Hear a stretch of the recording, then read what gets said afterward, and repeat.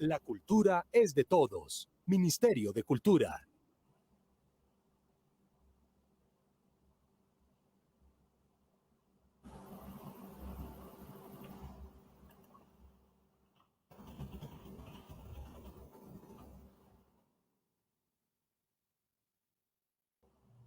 Estamos con la escritora Sandra Uribe Pérez. Buenas noches, ¿cómo están?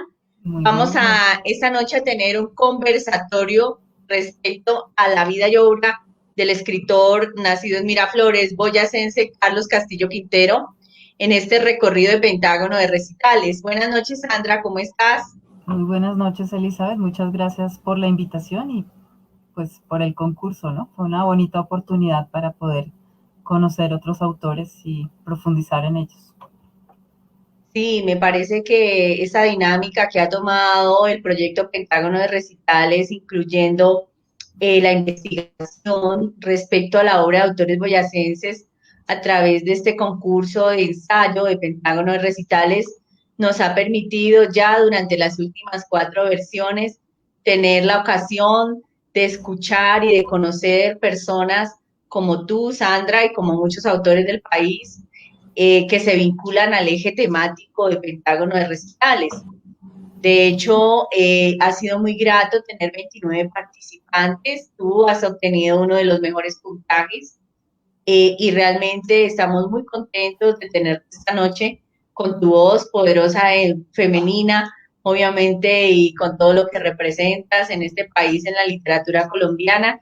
Me siento muy orgullosa y muy contenta de tenerte en este evento, como te lo he expresado desde un comienzo.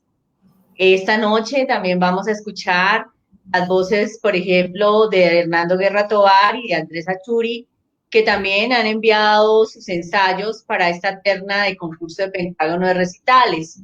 Y queremos, obviamente, que los teleaudientes que están en este momento conectándose ya, ojalá tengan la oportunidad de preguntar. Y si no, vamos a tener siempre este conversatorio en YouTube, en la página de LIT, Asociación de Literatura, para que ese documento quede ya como un testimonio de esa investigación de la obra de este autor boyacense tan reconocido también para nosotros y a nivel nacional. Entonces, Sandra, te invito para que escuchemos a uno de los autores, Andrés Achuri, que fue una persona que también envió, un escritor que también envió su investigación respecto a la obra de este importante escritor. Perfecto. Gracias.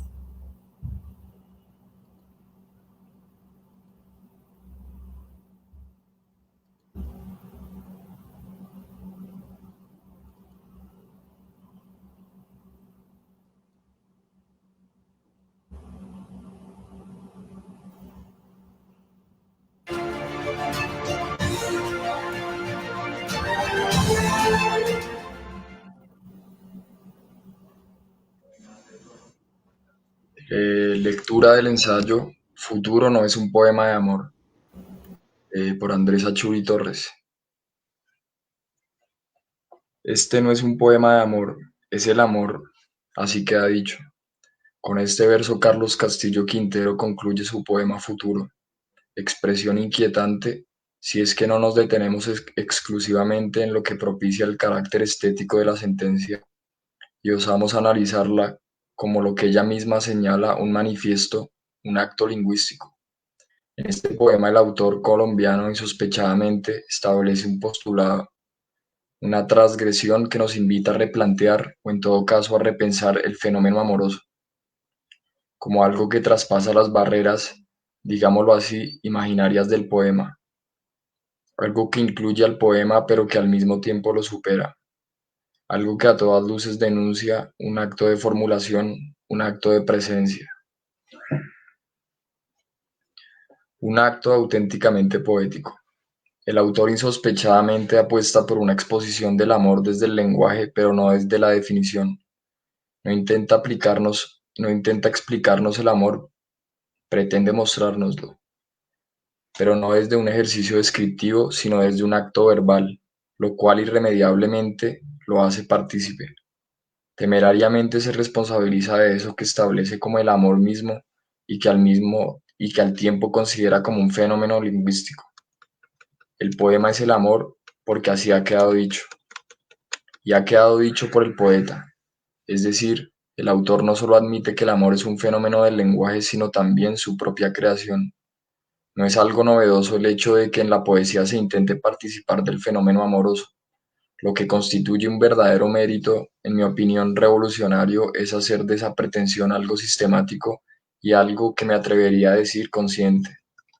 El amor pensado desde su fenomenología ha sido siempre un concepto problemático para Occidente, sobre todo en su historia reciente, donde su definición se ha visto seriamente deformada en una gran saturación residual de distintas herencias que como viejas capas se entremezclaron, constituyendo un amasijo inabordable que ha hecho del amor algo plagado de confusiones y extravíos.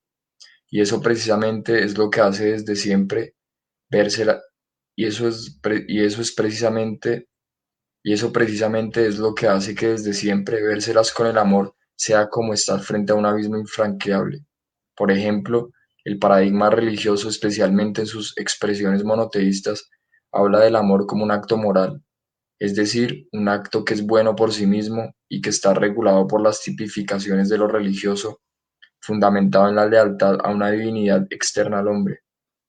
Se ama porque el amor es bueno, además se ama al otro a pesar del otro, se ama a la otredad antes que a sí mismo, se ama al enemigo y al miserable, se ama para beneficio del otro, así pues el amor es dádiva e indulgencia frente a la ley de un otro, en este caso un Dios institucionalizado.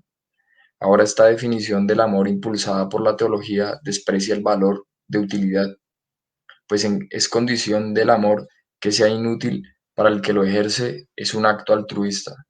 Por otro lado, la ciencia, que además de las perplejidades con las que se enfrenta en cuanto se las trata de ver con su fenomenología, se limita a definirlo como un proceso meramente fisiológico, regulado por y en función de la biología. ¿Es el amor tan solo un síntoma necesario para la reproducción de las criaturas?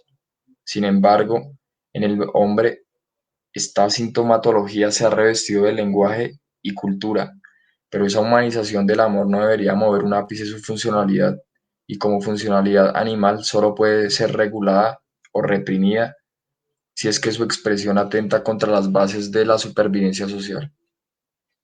Esta visión materialista del amor nunca pudo satisfacer sus demandas simbólicas, pero sus efectos sobre la cultura hicieron propicias las tan mentadas revoluciones sexuales del siglo XX, donde, en nombre de la libertad amorosa, únicamente se alcanzó cierta libertad sexual. Estas dos ideologías del amor sumieron a Occidente en una suerte de fricción, un caos reciclado donde lo único que aflora es la total falta de esclarecimiento.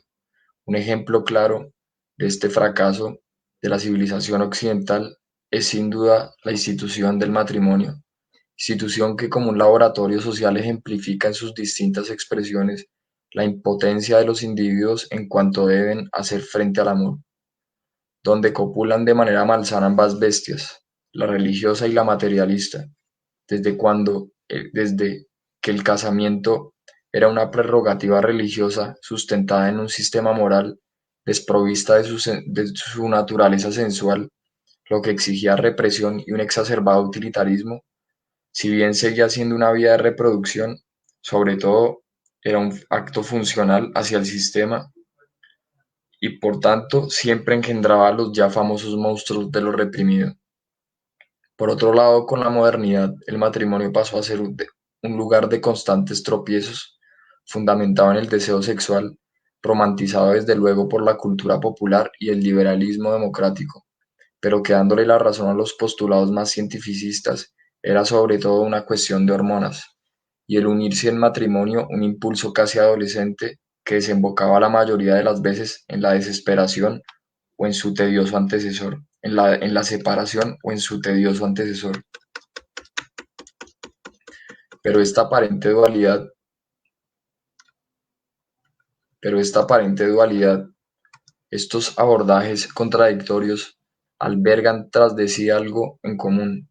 El amor es algo que depende del otro, algo en lo que el individuo no toma parte, tanto si es en función de una inútil prerrogativa moral exigida por instituciones religiosas o filosóficas, o si se trata de un proceso meramente corporal, donde el individuo únicamente puede encauzar o en su defecto padecer como si se tratase de algo que raya en el terreno de lo mórbido sus impulsos más primarios. En ambos casos el amor es una estructura supeditada al otro, depende del otro, el objeto del amor es decidido por el otro, la sociedad o el cuerpo. En su poema Carlos Castillo de Quintero escribe: este no es un poema de amor. Si lo fuera, bastaría con escribir las 3 letras de tu nombre: sol, río, mar.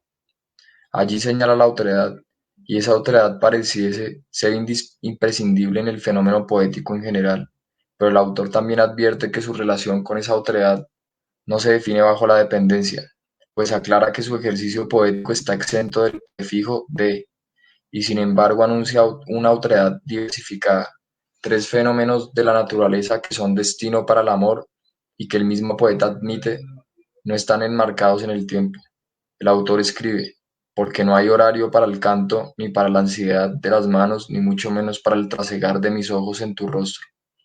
Enfocarse en esa autoridad haría de su poema una simple expresión de amor, pero no, como el autor pretende, el amor mismo.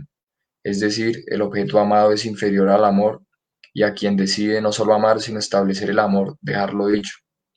Y aunque en apariencia puede resultar contradictorio que reniegue de esa autoridad diversificándola sin establecerla en un tiempo definido y sobre todo subyugándola a un ejercicio amoroso, es allí cuando esa autoridad cobra su real importancia, de la que el poeta reviste a su poema y hace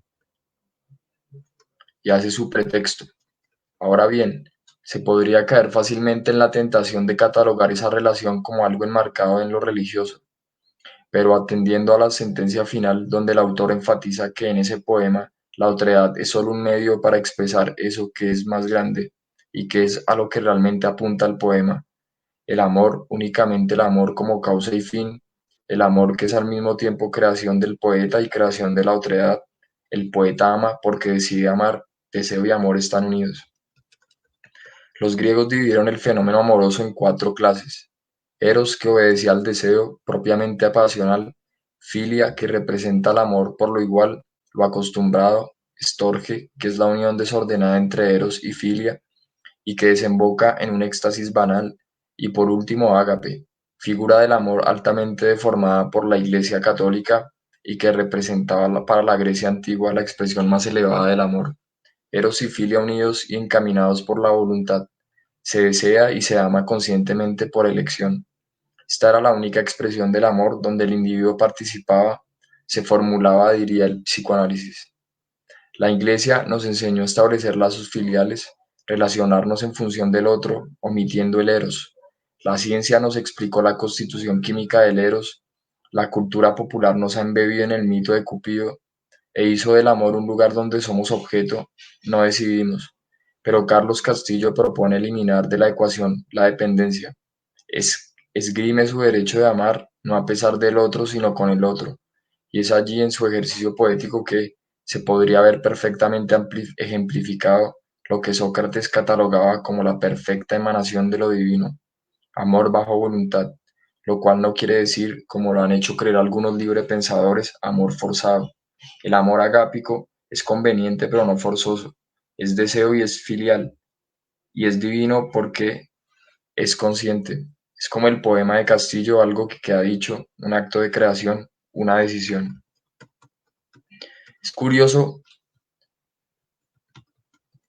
es curioso que el pasado y el futuro se encuentren en una misma aspiración, que fuera de los circuitos tradicionales ya harto extenuados de la cultura occidental, sea la poesía la que apueste por una reformulación del amor, una reestructuración que habla de un nuevo amor, de una nueva humanidad, pues como escribe Carlos Castillo en su poema Futuro, este poema tiene que ver con días que aún no son, con huellas que aguardan, con la escritura secreta de la felicidad y del abrazo.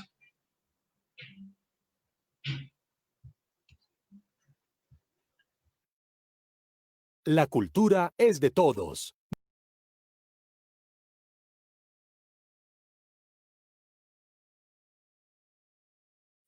¿Cómo te parece ese ensayo, mi querida Sandra? Ese ensayo Futuro no es un poema de amor de Andrés Achuri. Qué revelación tan profunda respecto a los diferentes tipos de amor y al estudio que se ha hecho sociológicamente de él, ¿no?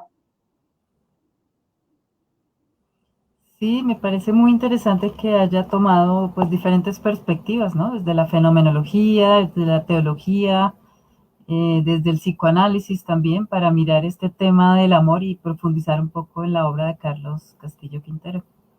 A mí me llamó muchísimo la atención de este ensayo, como precisamente es uno de los más cortos, tiene aproximadamente 1.600 palabras, y cómo él condensa toda esa información y la acopla, haciendo ese cuadro comparativo con el poema, precisamente hace una explicación, una disertación muy profunda respecto a este poema futuro de Carlos Castillo Quintero. Muy interesante. Bueno, entonces vamos a continuar, Sandrita, esta noche conociendo un poco más de este autor con la voz de uno de los escritores y poetas también muy importantes en este país, Hernando Guerra Tovar. Entonces vamos a escucharlo Qué para bueno. poder tener un conocimiento de otra mirada, otra perspectiva de la obra de Hernando Guerra Tovar, donde escribe este ensayo respecto a la vida y obra de Carlos Castillo Quintero.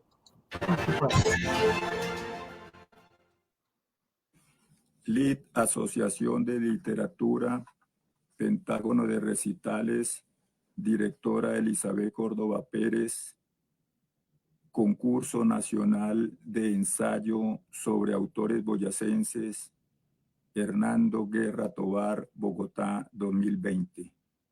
Eros y Tánatos en Bitácora del Fin de Carlos Castillo Quintero. Bitácora del Fin, antología publicada en la colección Obra Abierta de CESAT Editorial en 2020, reúne la esencia de los 6 poemarios del poeta Carlos Castillo Quintero. Camino a Spoon River, Sin el azul del día, Estación nocturna, Burdelianas, Piel de recuerdo y Usted y otros poemas de amor.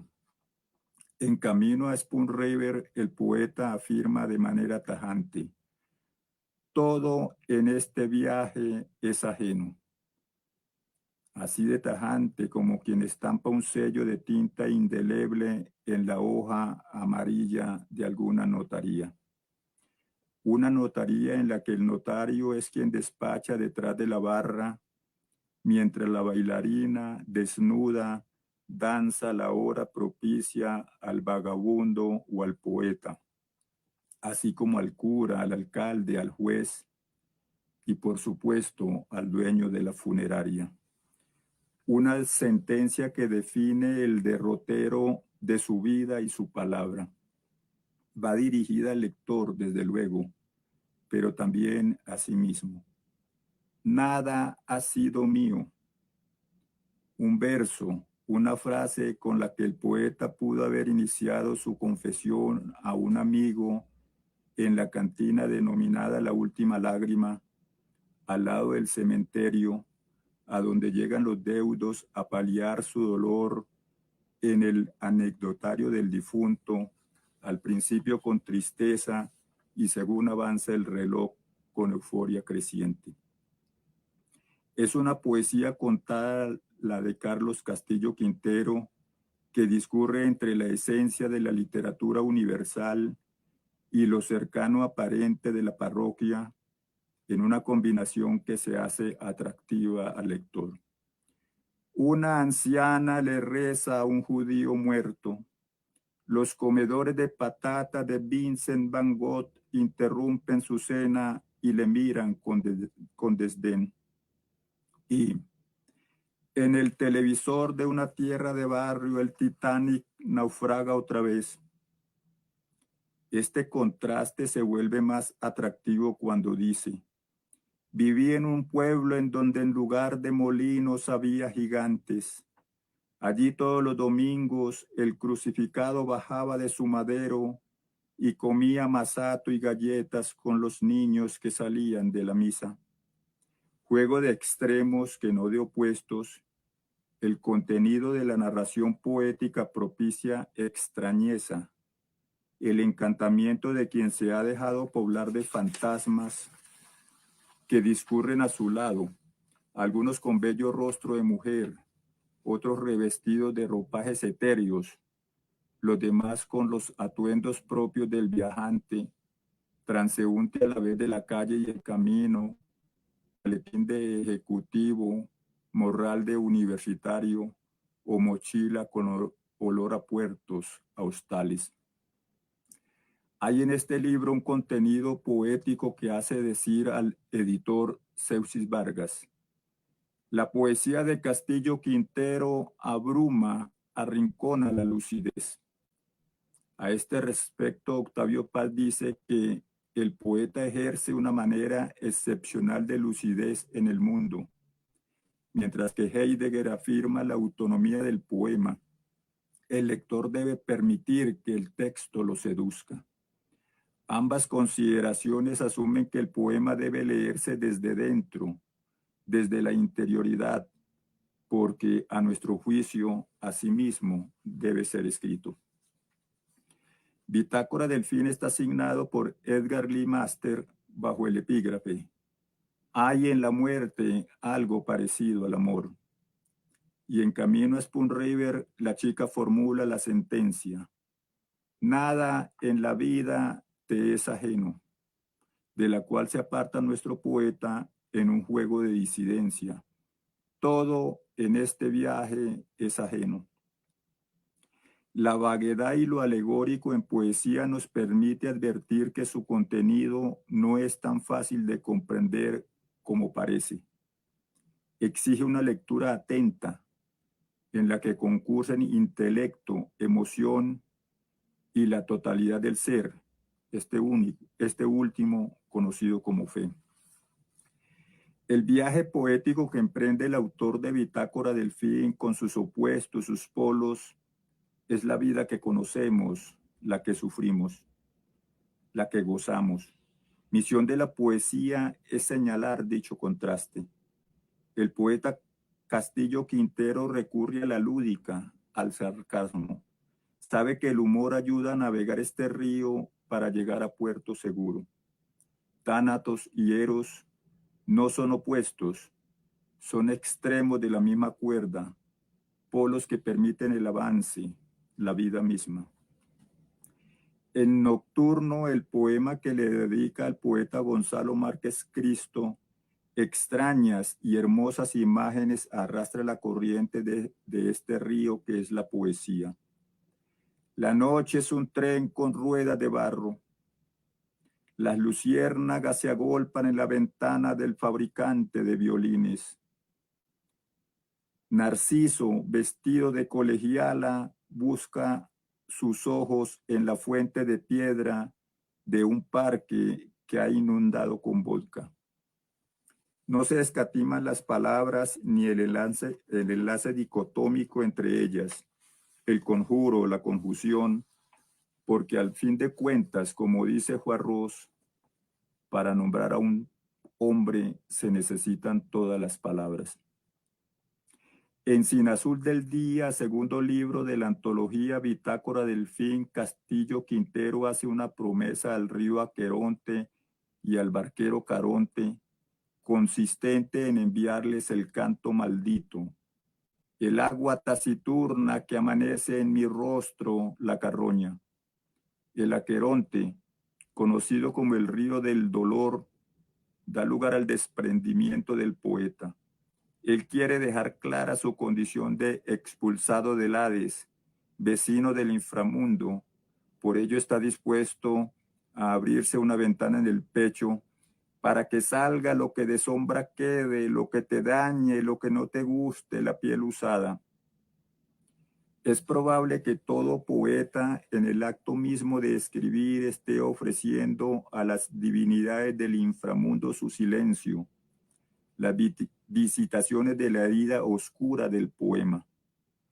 Tal vez en este acto nuestro poeta interceda ante Caronte, el barquero, por todos los vates, los que saben su condición de condenados.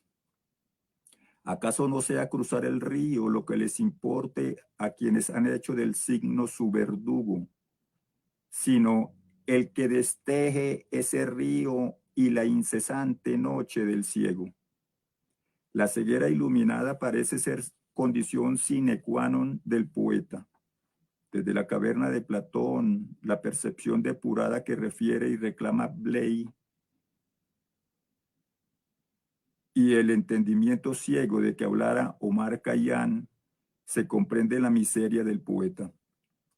Y es por ello que el bate en su videncia, en esa paradoja u oxímoron, sea el más consciente de su extravío. ¿Acaso en ello radique el milagro de su caída? Sin el azul del día es un inventario del oído. Por este poemario cruza la ciudad ausente con su amor y su llanto, con la alegría de lo presente en el recuerdo, la certeza y la duda de lo que fue cuando se ha marchado. Un balance de abrazos y contiendas entre el juego de la luz, el frío, en la urbe agitada, en la noche del bar, donde se estremecen las derrotas y las conquistas del día como una pesadilla soportable, aún en la mirada, en la memoria, en la lámpara de la esquina que dibuja fantasmas en los muros, prolongaciones de piel lacerada, caricias en lechos baratos con dignas damas caídas. Es el tiempo y su péndulo irremediable, la inexorable razón de lo que fue, lo que no podía ser de otro modo, aunque deje hueco, aunque abra un vacío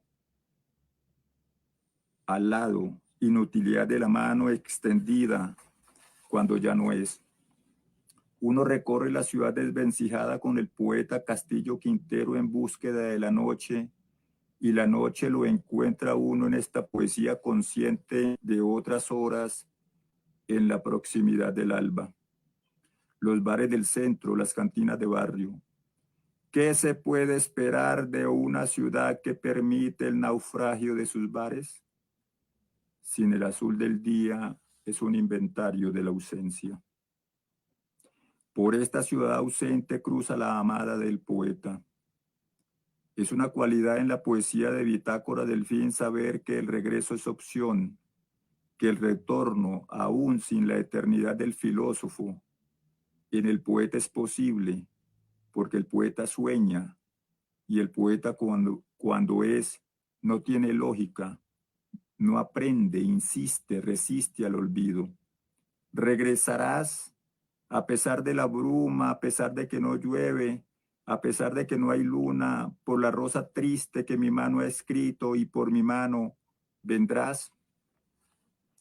Estación nocturna, tercer libro en Bitácora del Fin, es la condición romántica del poeta. Poeta que se respete tiene algo de romántico. Sin embargo, la nocturnidad aquí no es precisamente la de finales del siglo XVIII y mitad del siglo XIX en Alemania, Inglaterra, Francia. Se da en cambio un tono modernista propio del romanticismo de Latinoamérica. La noche es una fiera. Escorrido tras los lentes oscuros, quiero evitar el fuego que surten las faldas de las mujeres. La del lunar sonríe, es casi una niña terrible, voluptuosa, transita por la calle perfumada. ¿A dónde vas? A ninguna parte, y a pesar de la ducha fría, la carne no olvida. Castillo incluye este poema como antesala de Burdelianas. Se puede pensar que es preámbulo de una noche más larga en la que la aurora es lejana y trae, en lugar de alivio, la pesadilla. Quien habita la noche del burdel no quiere que amanezca, porque el alba, en lugar de luz, es condena. Burdelianas, cuarto libro de Castillo Quintero en Bitácora del Fin, no solo es un reconocimiento a ese lugar en donde se cuecen las pasiones de hombres y mujeres y de hombres y hombres, sino una vindicación a la diversidad tan condenada por la pacata sociedad de todos los tiempos y aún en pleno siglo XXI, en la vigilia, en la noche, en el perfil de la sombra que ampara y protege, que cuida el honor, el buen nombre, se desbocan las más caras ofrendas de la carne, se legisla, se conciertan los crímenes, se fundan las repúblicas, se conspiran las guerras. Se recuerda un poema de José Manuel Arango en el que un pordiosero implora en la mañana en la catedral y por la noche mendiga al frente del burdel. Así es, así ha sido y será la humanidad. Cultura milenaria como la misma especie, el arte, la literatura, la poesía la cogen, la recrean, la exaltan, la hacen suya. William Faulkner decía que su lugar preferido para escribir era el burdel. Pierre Chauder, los Delaclos, Diderot, Charles Baudelaire, Henry Miller, autores burdelianos. En Latinoamérica importantes escritores incluyen en sus obras el tema prostibulario, enaltecen la prostitución. Pantaleón y las visitadoras de Vargas Llosa, El lugar sin límites de José Donoso, El juntacadáveres de Onetti, El zorro de arriba y el zorro de abajo de Arguedas y un etcétera. Baste citar de Colombia a nuestro gran poeta Porfirio Barba Jacob, de quien Fernando Vallejo cuenta una anécdota en El Mensajero, 1991, en la que el presidente Porfirio Díaz de México tuvo que pagar una cuenta de prostíbulo para que lo dejaran salir a cumplirle una diligencia periodística. Leamos algunas imágenes burdelianas. Agreste, licenciosa, pasas la vida sin pensar si sueñas o en realidad gozas las formas de tu noche. No he querido con nadie mientras espero, hoy quiero solamente contigo. Arribaste pronto para la agilidad de los ojos y la piel. Sentí tu enorme presencia poseyéndome, intimidando mi cuerpo con palabras, sabores, palabras que me recorrieron hasta hacerme tuyo. Cadenas para sentir mientras me consumes ebrio, nervioso por la exactitud de tu cuerpo. Pierde el recuerdo el quinto poemario compilado en Bitácora del Fines amoroso. Difícil el tema amoroso en poesía. Se puede caer en lo cursi. Castillo Quintero demuestra aquí maestría en los menesteres del corazón. Es este su primer libro publicado, 1998, a la edad de 22 años. Son poemas breves, sencillos, inocentes. Tal vez nuestro amor no era más que otro requisito para el olvido. Sin embargo, aún siento la rosa de hielo que se deshizo en nuestras manos. Usted y otros poemas de amor es el sexto libro de esta antología. Un bello poema, futuro, en el año de la pandemia. Este no es un poema de amor. Si lo fuera, bastaría con escribir las letras de tu nombre, sol, río, mar. Este no es un poema de amor. Es el amor, el futuro. Así queda dicho. Queda dicho que la obra contenida en Bitácora del Fin de Cesat Editorial es un viaje por la anatomía del lenguaje del ser llamado hombre, su luz y su miseria, Eros y Tánatos, la condición de escindido, exiliado, condenado al milagro. Una palabra decantada, risueña, que huye del alba por los rincones de la noche desnuda. Palabra que ubica a Carlos Castillo Quintero entre las voces imprescindibles de la poética colombiana contemporánea. Queda dicho. Hernando Guerra Tovar.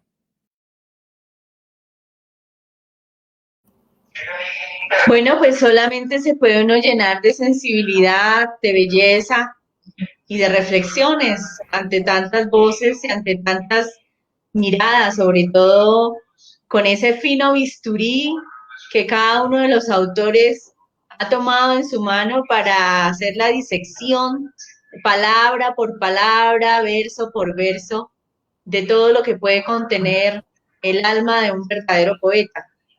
Realmente el acercamiento a la muerte y a la vida y de esas palabras que suenan tan comunes y cotidianas, pero que realmente están rodeadas de ese misticismo y de la magia que realmente representa el hecho de que estemos aquí, hechos de carne y hueso, y que de un momento a otro, como todos los seres, volamos, transmutamos a un espacio que aún nadie puede definir y nadie puede decirnos para dónde vamos.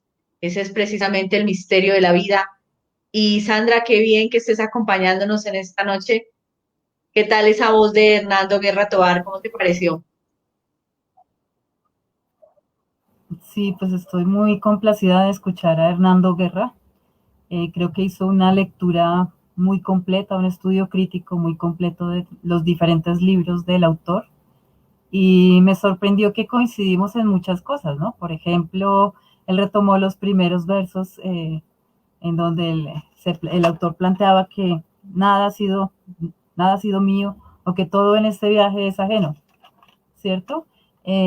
Hernando también hablaba de Octavio Paz y lo retomaba para hacer el análisis y se fijó también en el verso de Edgar Lee Masters que yo había retomado que decía, hay en la muerte algo parecido al amor, ¿no? Me parece pues muy, muy interesante que haya hecho ese recorrido tan completo, que se haya referido también a lo alegórico, a la vaguedad, eh, bueno, y a todo eso que nos refirió Hernando también sobre la ciudad, sobre la noche, sobre las heridas, y ese acercamiento que hizo a la vida, al amor y a la muerte, como ese panorama completo que presenta la obra de Carlos Castillo. Sí, precisamente hemos notado cómo a través de la historia los grandes poetas, los franceses, los europeos, los latinoamericanos, aún los americanos, todos tienen esa singularidad de conocer la noche, ¿no? De atreverse a rondar en aquello que para todos los seres humanos, hoy escuchaba precisamente que uno tiene que estar un poco loco para atreverse a escribir poesía y a ahondar en todos los misterios de la noche, que todos morimos un poco cuando dejamos nuestras vivencias en cada hoja de papel. También me llamó la atención que se refirió al poema Futuro, que también nuestro autor Andrés Achuri había mencionado en el ensayo anterior. Entonces vemos cómo son como unos hilos comunicantes donde todos hablan y expresan ese lenguaje escondido, ¿no? Ese lenguaje misterioso, esa simbología que atraviesa todo ese tejido en el poema de Carlos Castillo Quintero.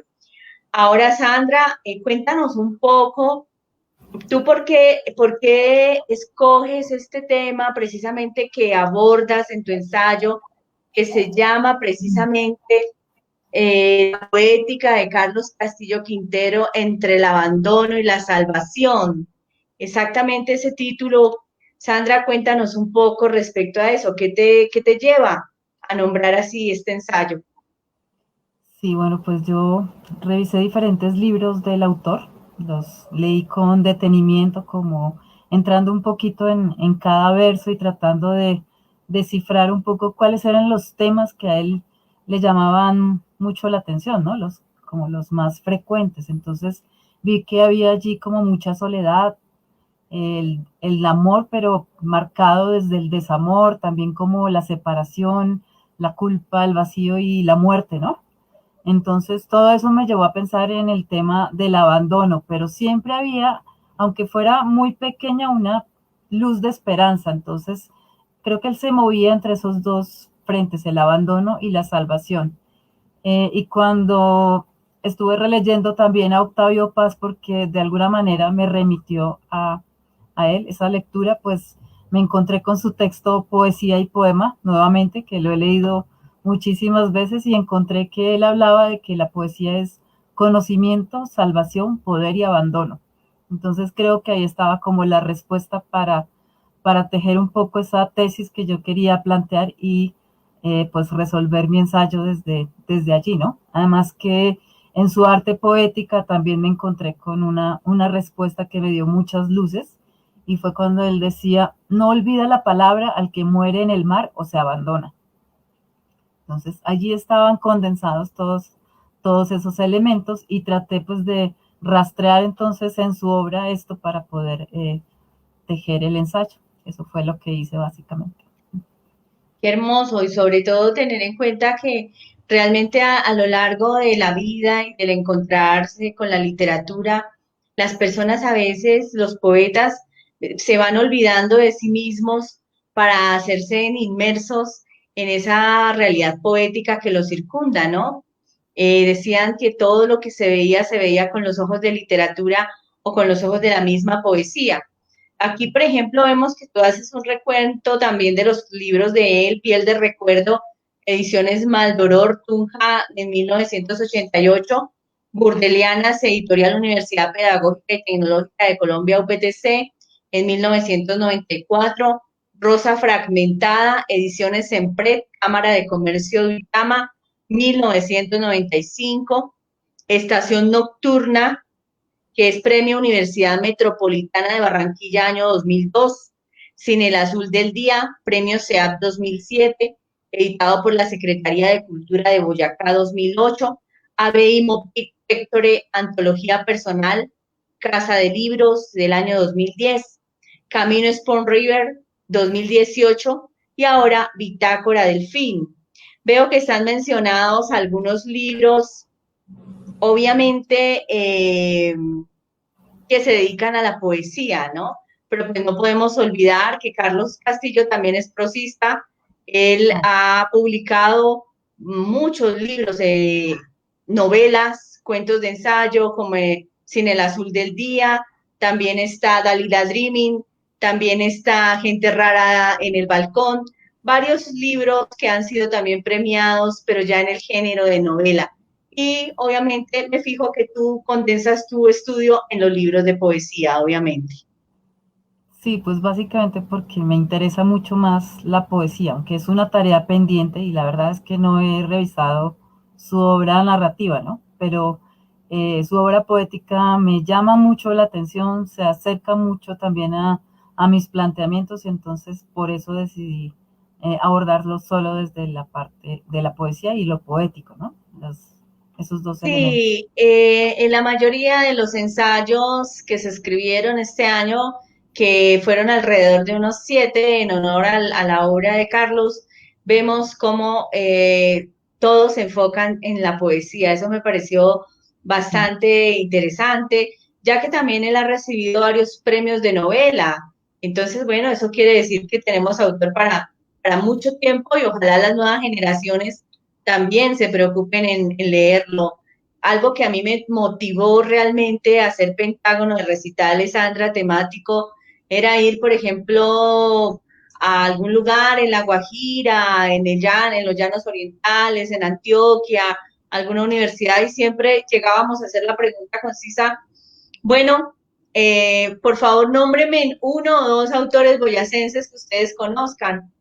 Y era muy, muy triste para el proyecto y para mí escuchar que solamente se mencionaban un escritor boyacense, que también obviamente ya nos abandonó, el maestro Fernando Soto Aparicio, y había un ícono cultural en Boyacá que estaba en esa época muy marcado y que realmente en lo personal no nos sentíamos que nos representara a los boyacenses, ¿sí?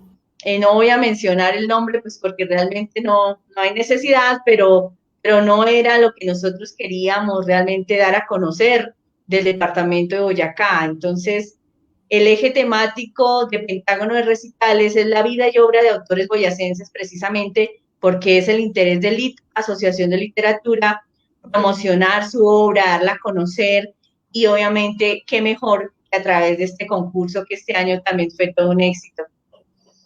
Entonces, Sandra, bueno, creo que vamos a escuchar el ensayo que tú también enviaste, que fue uno de los ganadores. Y bueno, vamos a escuchar entonces el ensayo de Sandra Uribe Pérez. Bueno, gracias.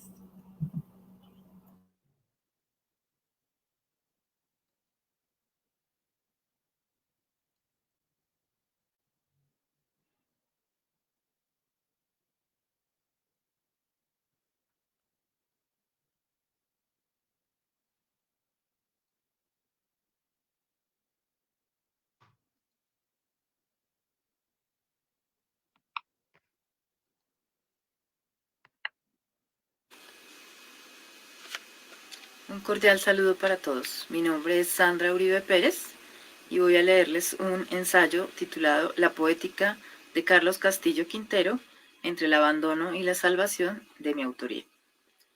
El ensayo inicia con un epígrafe de Carlos Castillo Quintero que dice: el ruido de una guadaña cruza la tarde como un río, y un cardumen de pequeños peces alados atraviesa mis ojos. Bien decía Octavio Paz en su texto Poesía y Poema, que la poesía es conocimiento, salvación, poder, abandono, plegaria al vacío, diálogo con la ausencia. En el caso de la obra poética del escritor colombiano Carlos Castillo Quintero, Miraflores, Boyacá, 96, se hace palpable, dado que en la voz del yo poético se encarna una fuerte tensión entre la salvación y el sentimiento de abandono, que denota una irredimible tristeza a la manera de un círculo vicioso, sin que por ello deje de vislumbrarse la esperanza. Así lo propone en su arte poética. No olvida la palabra al que muere en el mar o se abandona. Temas como la soledad, el desamor, la separación, la culpa, el vacío, la muerte, la memoria y la nostalgia por el paraíso perdido son transversales a los diversos libros del autor y dan cuenta de un interés por lo íntimo y por la desgarradura. Todo ello está asignado por el dolor, un dolor universal del que a veces parece que no se quisiera salir, y que se acerca al trazado por la lírica del escritor peruano César Vallejo, logrando involucrar al lector hasta el punto de conmoverlo hondamente. Ante esos sentimientos que corroen lo que habita adentro, el poeta no calla. En cambio, afila las palabras, ya sea en verso o en prosa poética, para cantar el padecimiento, y las reta a surtir con contundencia la queja, el reclamo, la insidiosa pregunta del por qué, que se reflejan en los mismos títulos de los poemas o de los libros: Oficio de difuntos, Piel de recuerdo, Rosa fragmentada, Sin el azul del día, Bitácora del fin, Insomnio, Pesadilla, Elegía, Epitafio o Requiem, entre otros. Esto podría explicarse en palabras de Jesús Daniel Ovallos, en el sentido de que sus libros están predestinados a la fatalidad, inmersos en la melancolía y la autorreflexión. De este modo, al poeta le gusta sumergirse en el vacío, aparentar su inexistencia y el hecho de no poseer nada nunca. Esto implica que se regodea en lo que le falta: la madre, el hermano, las hijas, las mujeres a las que amó y que lo amaron, o el patio y el triciclo de la infancia, mientras sabe que no hay futuro, cuando presagia este cielo torcido del porvenir y aguarda el fin del mundo. Todo en este viaje es ajeno. Yo, Ulises, permanezco atado al mástil de mi barco, pero no escucho el canto de las sirenas. No hay sirenas, no hay barco, nada ha sido mío. Bitácora del fin, 2020. Estos múltiples paraísos perdidos, revelados en las diferentes vertientes del abandono, llevan a Carlos Castillo Quintero a trasegar con su palabra, a la manera de un viaje, por territorios de la intemperie y el desamparo, como cuando en un poema cuyo destinatario es su madre, éste le dice: tendría que contarte que como bestias seguimos arando en la niebla, preparando la tierra para la desolación. Y le cuenta, sin que ella pregunte, porque ya no es posible, que su otro hijo se fue a un país lejano mientras era perseguido por el agua triste de los condenados. En Oficio de difuntos, 2010. Así El hablante lírico reconoce su duelo. Soy el enlutado que necesita silencio, el que canta a la intemperie y de memoria. Del diario de Walter Grip, Carlos Castillo Quintero. Este asunto de la pérdida y su relación directa con la muerte y el amor se descubre también en el poema De lo cierto, del poemario Bitácora del Fin. De lo cierto, arribar a la muerte, abrazar la última luz y tener la certeza de no haber sido nunca el amor de la vida de nadie, no haber sido siquiera el amor de un día, el apasionado amor de una noche que la memoria de otros se resista a perder. Aquí, el poeta refrenda su lamento desde la tonalidad lúgubre de la inexistencia, de su ser invisible, que es materia del olvido, por la sola imposibilidad de hacer parte de la vida de alguien, incluso si es apenas por una sola noche. El amor, como un camino de obstáculos infranqueables y algo casi inmerecido, lo lleva entonces a los brazos de la muerte, con todo el desconsuelo y la aflicción que significa que nadie ha de extrañarlo en su partida. La luz, incluso la del final, se torna de este modo inútil, con lo cual la sensación de desamparo es algo que trasciende hasta la misma eternidad. No obstante, en Elegía, del libro Bitácora del Fin 2020, parece que al autor se le olvida por un instante que el amor es un escollo y vuelve a intentarlo, quizá porque sabe que es su última oportunidad.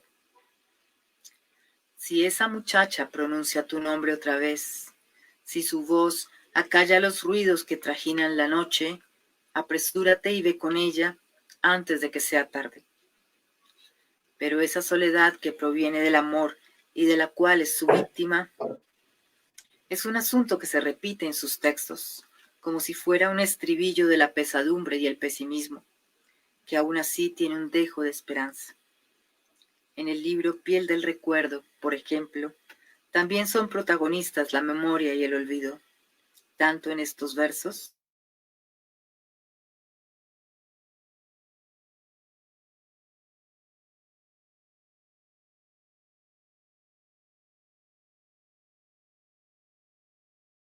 poema Regreso a casa, del libro Camino a Spoon River, 2018. Pronuncio tu nombre y mi boca es vacío, un abismo que no es tu nombre, y sin embargo la noche te reconoce, te llama. La nostalgia es entonces para el autor un soporte invisible al cual sujetarse también pensando en el futuro, temiendo desde siempre lo que se puede predecir con respecto a la fatalidad del amor, que ya se sabe que se ausenta, que perpetuamente anuncia su angustia y declina hacia lo que no puede ser. De este modo se presenta en el poema 14. Y el abismo de aferrarme a tus labios mientras llueve por dentro. Y también en Estación Nocturna, incluido en Ab Imo Pectore 2010. ¿Qué más da otro poco de abismo cuando de ti nada me queda? De ahí que el sujeto lírico se acerque a la perspectiva de Edgar Lee Masters, cuando señala que hay en la muerte algo parecido al amor. En todo caso, desde nuestra perspectiva, es en el poema octaedro del libro Bitácora del Fin 2020 en el que se condensa y se trasluce toda la poética del abandono y de la salvación de la obra de Carlos Castillo Quintero. Veamos primero el poema. Octaedro. 1. Quisiera hallarle utilidad, un destino a mi mano sin ti. 2. Y el amor que se hunde, se asfixia, se muere en el gélido mar de la ausencia, su cadáver sirve para alimentar a los peces. 3. La música va por la habitación, se desliza a palos de ciego, te busca y regresa, triste, sola, la música. 4. Voluptuosa, abierta a la piel que acecha, ebria, con una luna nueva en el pecho, bella e inútil esta noche en la que no estás. 5. ¿Qué caminos has ido a recorrer de los trazados en las líneas de tu mano. 6. Quizá otro deambule por el macramé pétreo de la casa y tropiece sin hilo, sin brújula, sin atreverse a consultar el mapa del cielo. Quizá también huya del espejo y se crea, como yo, único dueño de tu laberinto. 7. Y si una tarde en un cruce de caminos, en una calle alguien te roza, y si ese roce casual te detiene, si te miran y miras, si naufragas en esa mirada, ¿a dónde mi ruta? 8. No interesa ya la extensión del paraíso. Desde el mismo nombre del texto, se anuncia un espacio geométrico de 8 caras, en las cuales, no obstante, se revela que el poema es una habitación vacía, un reflejo de lo que se presiente en cada tramo de la obra de Carlos Castillo Quintero, el amor y la ausencia en sus diferentes dimensiones.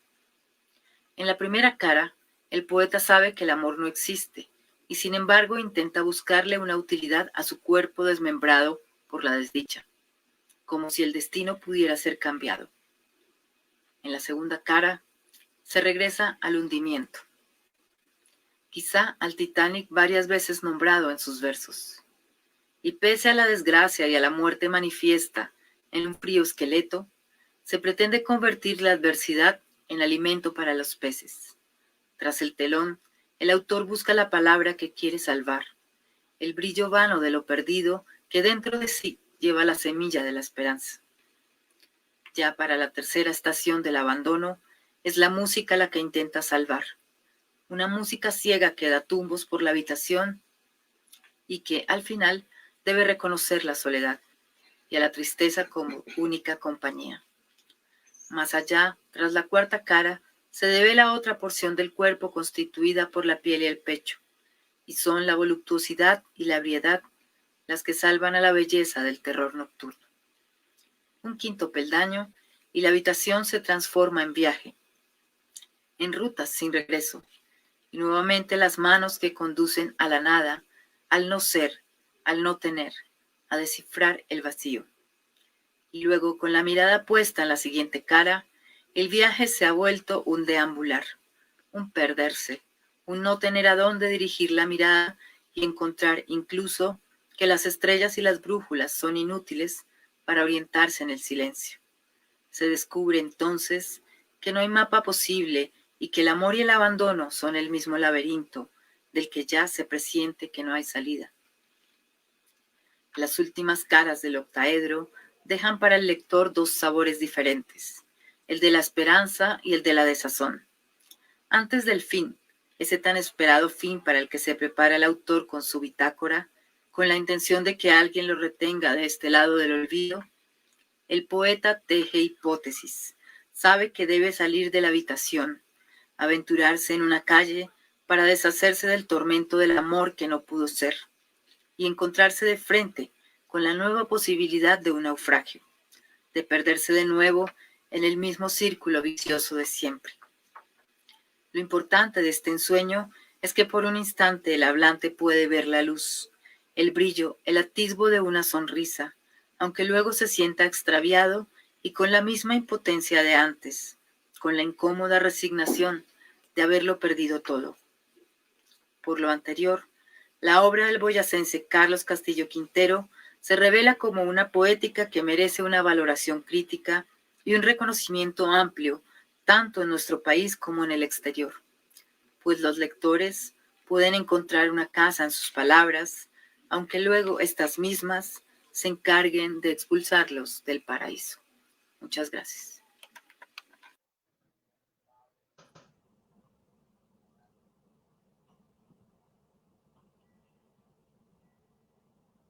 Bueno, aquí volvemos nuevamente. Sandra, qué hermosa reflexión respecto a ese recorrido por esos versos de poema octaedro y todo lo que hemos contemplado a través de tu ensayo. Bueno, de nuevo, el encuentro con la muerte, ¿no? Muy constante. Siempre creo que el gran amor del poeta hoy siempre será la muerte para el verdadero poeta, ¿no? Sí, exactamente. Y siempre estará como en ese filo, ¿no? Al borde del abismo siempre, o sea, está ahí a punto de caer y algo termina por salvarlo en el último minuto. Sí, la belleza de la vida y todo lo que él puede empezar a observar, a decir, ¿no? Precisamente aquí en una de las citas tú hablas de su poema Oficio de Difuntos. Oficio de Difuntos es un poema que realmente habla de ese trasegar de la muerte, ¿no?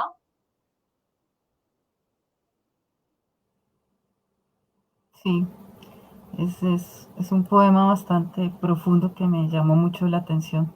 Bueno, hay varios elementos que a veces uno siente que hay unos poetas que se comprometen con algunos temas y te dejan de lado también el expresar, tal vez por el temor, o escogen otros géneros para hablar, por ejemplo, de la política, para hablar de otros temas un poco más del diario vivir, de la cotidianidad de la gente que no se dedica a la poesía, a la literatura, ¿no?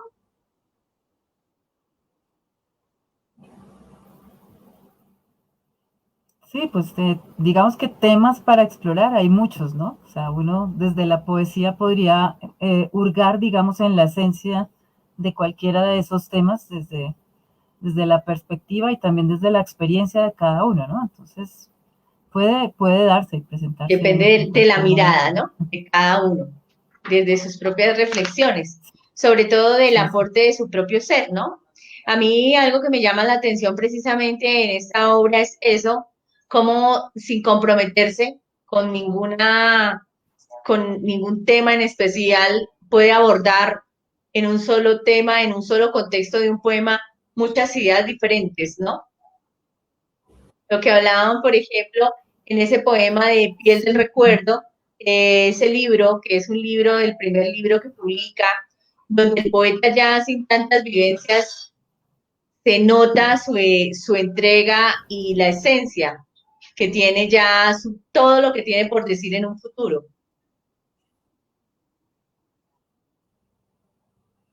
sí, y también cómo allí está presente también el tema del olvido, ¿no? O sea, ese borde también está entre el amor y el olvido, entre el amor y la muerte, y pues creo que eso es bastante recurrente en su obra Sandra, también. otros autores boyacenses que tú hayas leído, que hayas estudiado de pronto en la universidad, ahora que dictas tus clases, si tuvieras que hacer un ensayo sobre otro autor, ¿cuál escogerías? Bueno, hubiera querido también hacer un ensayo sobre María del Pilar Paramero, que la conocí en Roldanillo Valle también y me llama mucho la atención su poética, pero pues por tiempo también no alcancé y creo que es una tarea también pendiente. O sea, hay muchos autores que uno podría revalorar y como sacar de pronto de ese olvido en el que, bueno, algunas circunstancias también los han dejado, ¿cierto? Pero es importante por justamente esa labor que tú estás haciendo de rescate de autores que no se conocen mucho, me parece muy valiosa y por eso te felicito también, Elisa. Gracias, Sandra. Pues creo que de esta manera damos por terminado el programa de hoy. Me encantó tenerte con nosotros. Hemos escuchado 3 maravillosos ensayos que muy seguramente van a constituir este documento, un documento visual muy importante de consulta para un futuro, para aquel que quiera acercarse más a la obra de Carlos Castillo. Y Sandra, yo no te puedo dejar ir, obviamente, sin que nos cuentes. Tengo en mi mano una biografía, pero me gustaría que tú nos hagas un breve recuento de los libros que has publicado. ¿Cuántos libros has publicado, Sandra? Bueno, hasta ahora he publicado 7 poemarios. El primero fue Uno y Dios, que fue a raíz de un premio que me gané en la Universidad Externado de Colombia. Entonces quise como reunir esos poemas.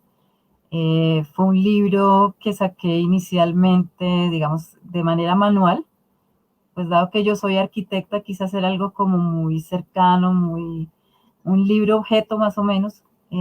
También hice la ilustración de la portada, lo hice en cartón, con mi letra de arquitecta, que a muchos les llama la atención y les sorprende porque Uh -huh.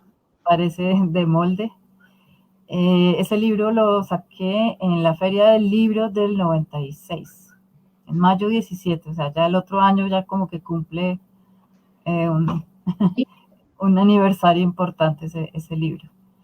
Y bueno, después vinieron Catálogo de Fantasmas en Orden Cronológico, que se ganó un segundo lugar en el Premio Nacional de Poesía de Chiquinquirá, también. Ese lo publicó la alcaldía en conjunto con otros 2 autores, entre los que estaba Nana Rodríguez. También, por supuesto. Sí. Bien. Bueno, luego vinieron Sola sin tilde, que lo publiqué en Ecuador. Luego saqué también la edición bilingüe en inglés y español de ese mismo libro. Y bueno, luego vino un premio en la Universidad Industrial de Santander, que fue con el Círculo de Silencio en 2012. Después vino Raíces de lo Invisible, que publiqué con Gamar Editores de Popayán, Felipe García Quintero. Y el último, que es el libro La Casa, una antología que publicó la colección Un Libro por Centavos de la Universidad Externado de Colombia. Entonces, digamos que allí reúno como lo más importante de esos libros que estuvieron antes. Creo que ha sido muy buena acogida también. Qué hermosa hoja de vida tienes, Sandra. Realmente se nota tu amor y obviamente tu dedicación, toda una vida a esto de la literatura y la belleza y las artes. Creo que también eres hoy en día docente en la Universidad Colegio Mayor de Cundinamarca. Sí, allí pues estoy en el Centro de Escritura Telar, haciendo una labor muy bella pues de enseñar no solo a escribir, sino también a leer, a interpretar y pues acercarse a la literatura, ¿no? Y también en el programa de diseño digital y multimedia, con los proyectos de grado, con lo que es investigación en diseño y también una electiva que se llama redacción para diseñadores. O sea, en síntesis todo tiene que ver con la lectura, con la escritura y la investigación. Ese es como mi mundo y pues soy muy feliz con la docencia, me encanta. Creo que los estudiantes lo saben. Pues es muy grato para mí escucharte, Sandra, cuando una persona expresa y dice que es feliz con lo que hace. Realmente yo considero que eso es el éxito. Sí, pues es la satisfacción de poder también ayudar, ¿no? Y enseñar, pues es algo que me encanta. Entonces, sí, qué bueno, qué bien que una mujer, sobre todo como tú, sea una mujer emblemática y ojalá que mucha de la nueva generación también ponga sus ojos en esos importantes oficios que se hacen con todo el amor y toda la dedicación. Y fíjate, esa bella hoja de vida que tienes, llena de premios, llena de libros. Te felicito, Sandra, y me siento muy contenta, muy orgullosa también de tenerte en este espacio. Y obviamente que te hayas ganado un concurso de ensayo con LIT, Asociación de Literatura. Me parece muy grato y obviamente para nosotros todo un honor. Bueno, pues muy gratificante y de verdad muchas gracias por crear este concurso para justamente revalorar todas esas obras que están de pronto perdidas. Muchas gracias. Y ojalá que pase pronto esa pandemia y podamos volver al encuentro, al abrazo, al café, a eso que nos hace un poco más cercanos. Sandra, te agradezco mucho. Creo que llegó la hora de despedirnos también a todos los que nos están escuchando en este momento y seguramente los que van a consultar en un futuro este documento que queda en las páginas de LIT, Asociación de Literatura, para obviamente deleitarnos con la obra del escritor boyacense Carlos Castillo Quintero y de cada uno de nuestros invitados. Gracias, Sandra. Adiós. Gracias por tu presencia en LIT, Asociación de Literatura. Adiós, Andrea. También los que nos escucharon. Gracias. Gracias. Un abrazo. Un abrazo también.